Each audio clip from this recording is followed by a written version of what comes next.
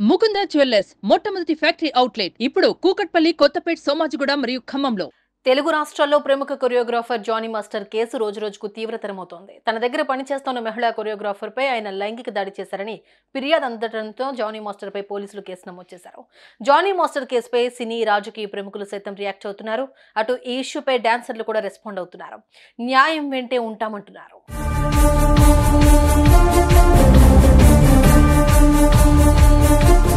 తాజాగా డాన్సర్ రాము Johnny master కు మద్దతుగా నిలిచారు. నార్సింగి పోలీస్ స్టేషన్ కు వచ్చిన ఆయన మీడియాతో మాట్లాడారు.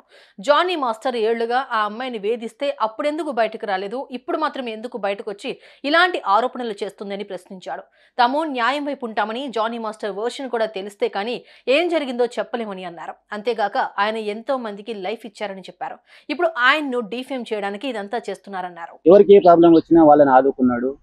సరే, ఆయన మీద అందరూ మేము ఒక 600 మెంబర్స్ ఉంటే దాంట్లో ఒక 30% అంటే 30% ఆయన తరపు ఉండకపోవచ్చు. అందరు ఉండరని చెప్పారు. అందరు తన వెనుకలనే ఉన్నారు.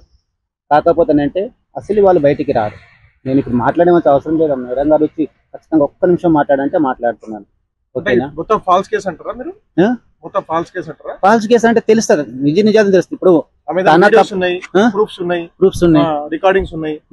దాని వల్ల మీరు అది అన్ని అవన్నీ కూడా ఫాల్స్ అంటారా? అరే, నేను మీకు ఒక్క మాట అడుగుతాను, నేనే చెప్తాను. ఇప్పుడు అయ్యింది అనుకో, 5 years నుండి అవుతుంది, 2 years 3 years అయితే వెళ్ళిపోయింది. మరి ఈ బాధ ఉంటే అప్పుడే పెట్టాలి కదా, మరి ఇప్పుడు ఎందుకు పెడుతున్నారు?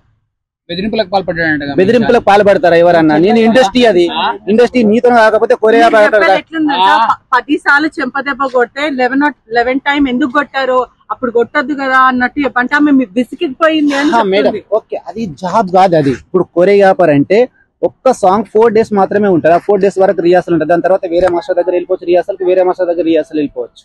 అందరికి ఛాన్స్ ఉంటుంది. అట్లా డాన్సర్ల పట్ల వివక్షత చూపించాడు మాస్టర్. కార్డుల విషయంలో కూడా చాలా ఇబ్బంది అయింది అంటూ డాన్సర్లే స్వయంగా చెప్తున్నారు. ఒకవైపు కూడా union, okay, fake news, union నుంచి కూడా ఒక ఆడియో కాల్ అనేది బయటకు వచ్చింది సంచలనంగా. ఆ ఆడియో కాల్ లో బెదిరిస్తున్నారు. ఏమని డాన్సర్ నోరు గానీ లేకపోతే మాస్టర్ల నోరు నొక్కే ప్రయత్నం చేస్తున్నారు. సమయం వస్తుంది కదా మేడం, ఇప్పుడు చెప్తారు కదా, ఆయననే చెప్తారు కదా. ఇప్పుడు మీడియా ముందు ఈ రోజు కోర్టులో తెలియపరుస్తారు కదా, అప్పుడు నిజాలు బయటకు వచ్చేస్తాయి కదా. అప్పటి వరకు కొంచెం వెయిట్ చేద్దాం. అమ్మాయి ఆరోపణ చేసిన తప్పంటవా? అమ్మాయికి ఏదైనా తప్పు జరిగి ఉంటే ఆ రోజే చెప్పేది. అమ్మాయి ఇన్ని రోజులు ఎందుకు దాపెట్టుకుంటాను నడిపిస్తున్నారు కాబట్టి ఎవరు నడిపిస్తున్నారంటే పేరు చెప్పం, ఎట్లా చెప్తారు? చెప్తేనే తెలుస్తుంది కదా. మీరు ఎవరు అసలు? మీరు ఎక్కడ చేస్తున్నావు డాన్స్? ఎవరితో నేర్చుకో? జానీ మాస్టర్ అట్లా ఏముండదు.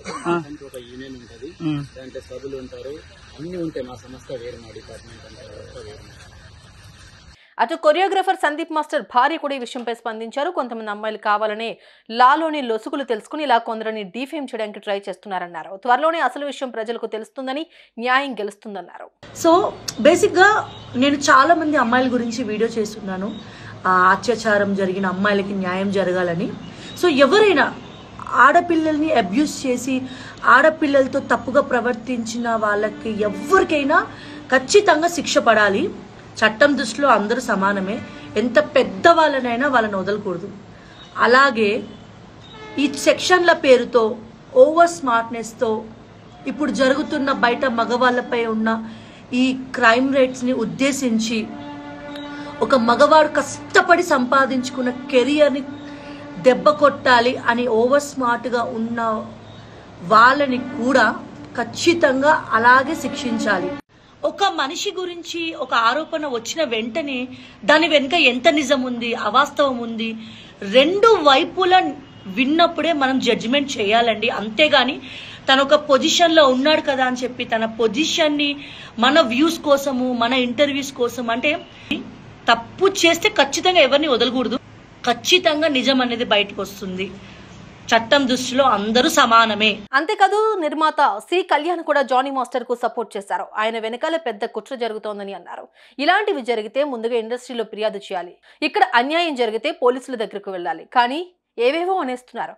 లవ్ జిహాద్ అంటున్నారు. ఇవన్నీ ఓ మనిషిపై ఎలాంటి ప్రభావం చూపిస్తాయో ఆలోచించండి అని అన్నారు.